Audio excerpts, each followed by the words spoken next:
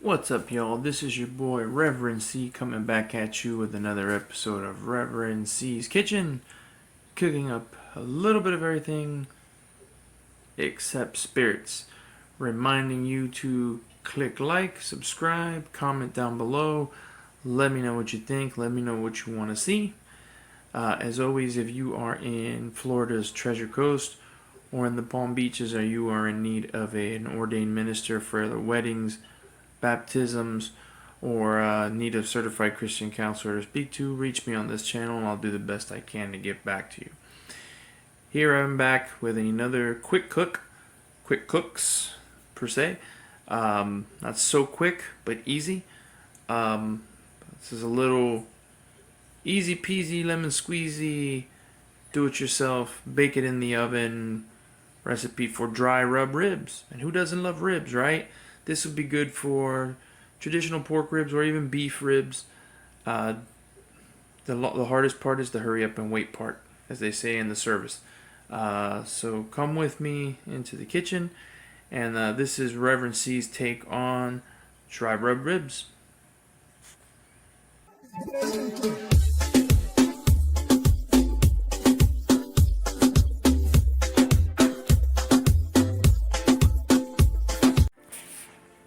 Alright guys, so we're going to do some dry rub ribs. These are going to be the things that I'm going to use.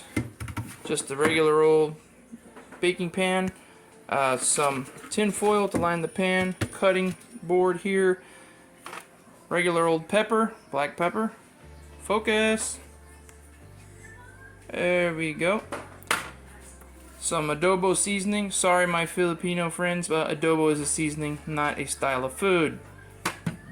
Just figured I'd throw that dart out there, but yeah,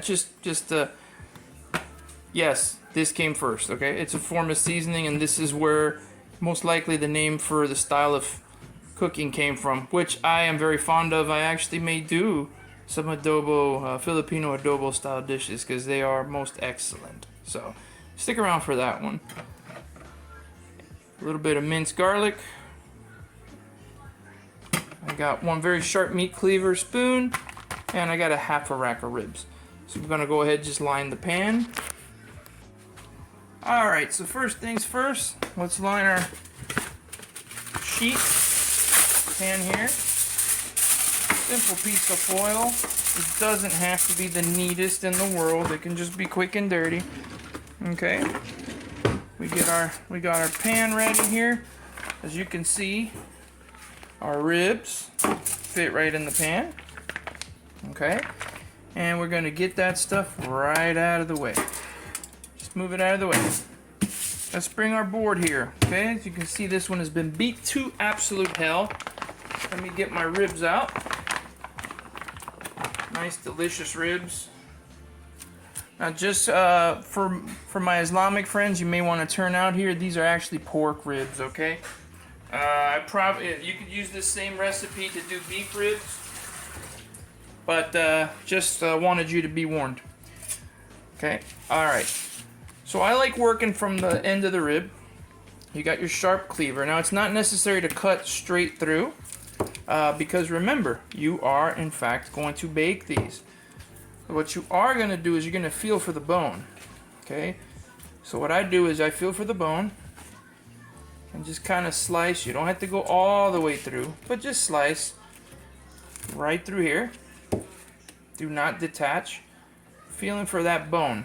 Okay, the reason I do it this way is because I don't necessarily want them scattered all over the pan. I don't want to have to stand them. Just kind of penetrate them. Feel for the bone there.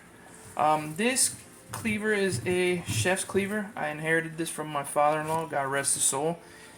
And he kept his blades super duper sharp. So I'm being extremely cautious. Okay, and then get the last one here. Now you have this little bit of back meat here. That's fine, no problem with that. You come across a little bit of resistance, just push down on it. Okay, all set. These will soften, of course, as they cook. So this part here is just pure meat. But if you want to have a little bit of rib, you could just kind of cut it and I'm being very, very gentle with the blade, making sure that I don't damage it. And I like cleaning it like pretty much ASAP and putting my blade away. Just giving the proper respect to this wonderful tool of destruction, or in our case, of tool of eating.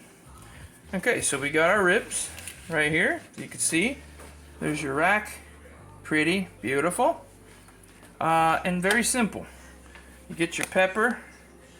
You just want to give a nice little coat. Not a whole lot, because remember, you are going to do the backside. Okay? And then you get your adobo.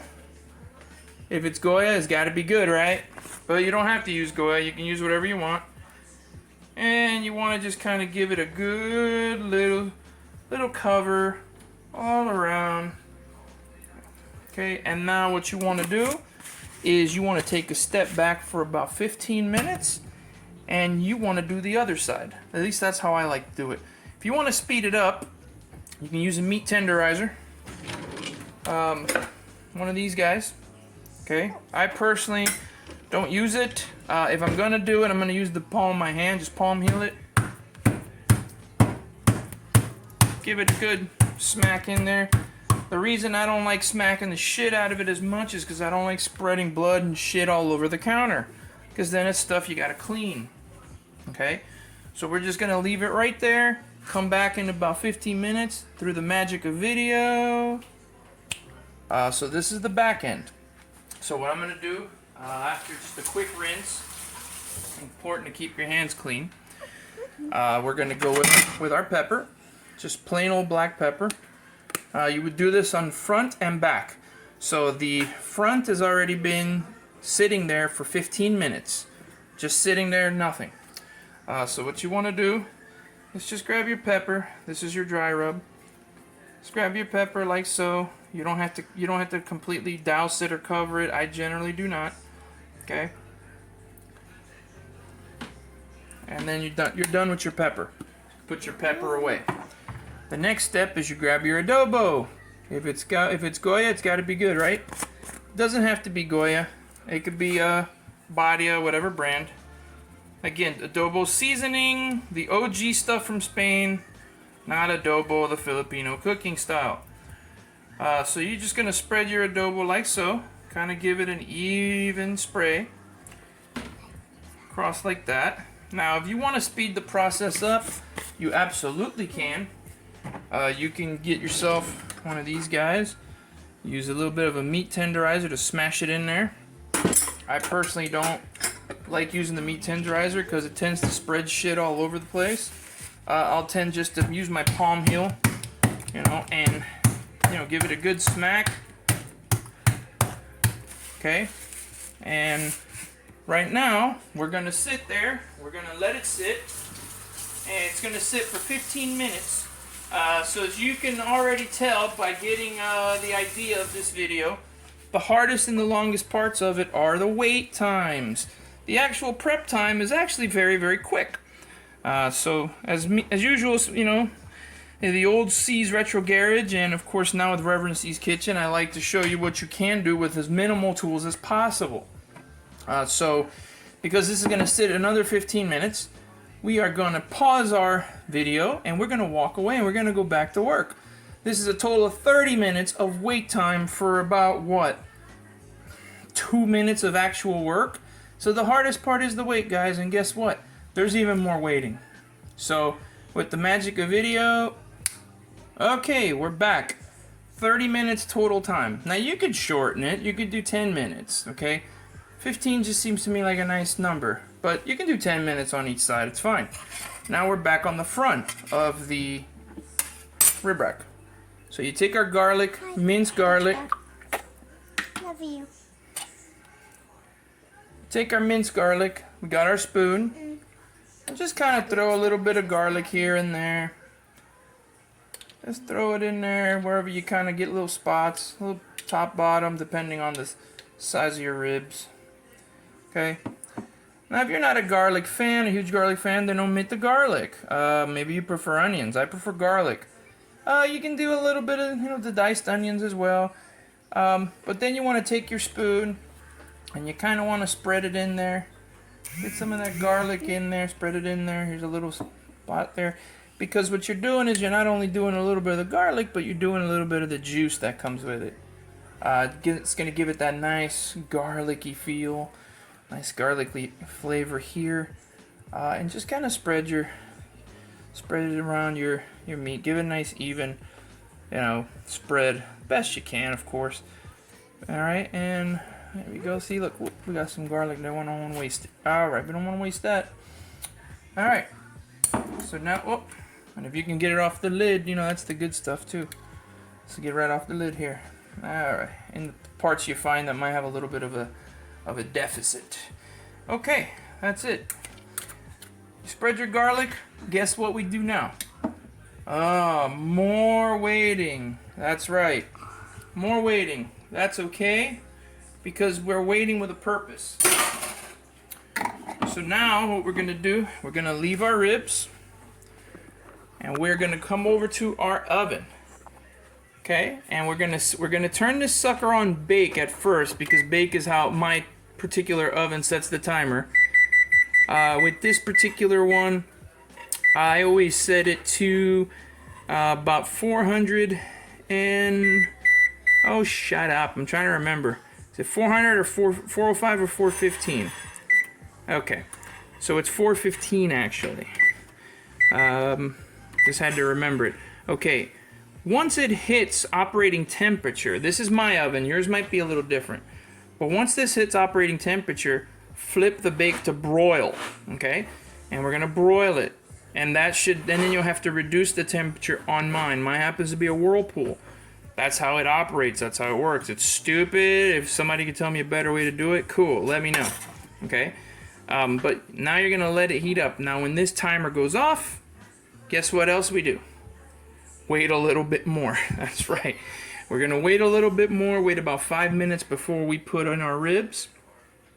And once we put in those ribs, then the way I usually calculate it is a rack that size, which is about half a rack. That's going to be about 65 minutes at 415 degrees and broil. If it was a full rack, I would probably up that to about 75, because we want the meat to fall off the ribs, but you don't want it to be raw. Contrary to popular belief, yes, you can eat pork, medium rare, medium, etc. It's just something that wasn't done thousands of years ago, but it's perfectly safe to do so. There is no extended risk of trichinosis from eating medium rare pork versus beef. It's literally the exact same thing. The only danger comes in fowl, like chicken. So chicken is when it comes to raw. Plus chicken tastes disgusting, smells disgusting when it's raw. So right now it's just the waiting game until we pop her into the oven. Alright, so we're sitting at 415 now for the last 10 minutes. Switch it over to broil. Go ahead and put it over to 415. Alright. So open our oven. Look at those beautiful babies. We put them in. Set our timer. 65 minutes. And with the magic of video, alright, and here we are.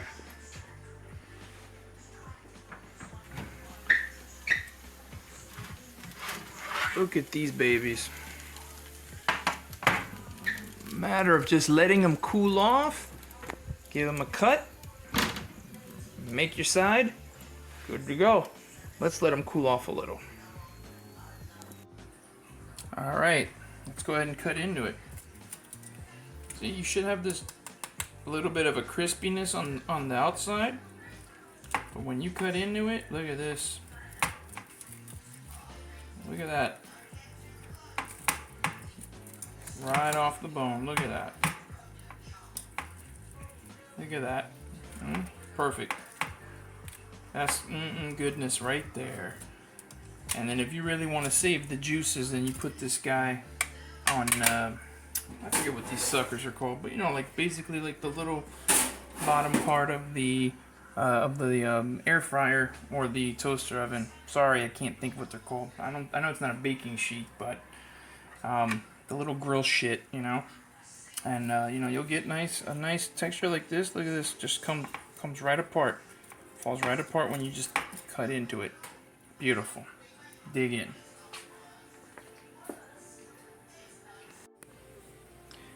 And that is all that you need, folks. Just a few ingredients and a whole lot of patience to make ribs tender, meat fall right off the bone, serve it for lunch, serve it for dinner, have them for leftovers the next day. Little secret, they're tastier the next day. Little air fryer time. Bon appetit. And it doesn't have to cost you an arm and a leg either. So put the stress away. Your boy Reverend C's got you covered. As usual, if you haven't already, click like, subscribe. And if you haven't, god damn it, what are you waiting for? Go ahead and do so. Don't forget to come check back with me for another quick cook, spiritual affirmation, or how-to video. As always, this is your boy Reverend C signing off, reminding you guys out there to stay safe, be ye kind one to another. Peace out, and I will catch you on the next one.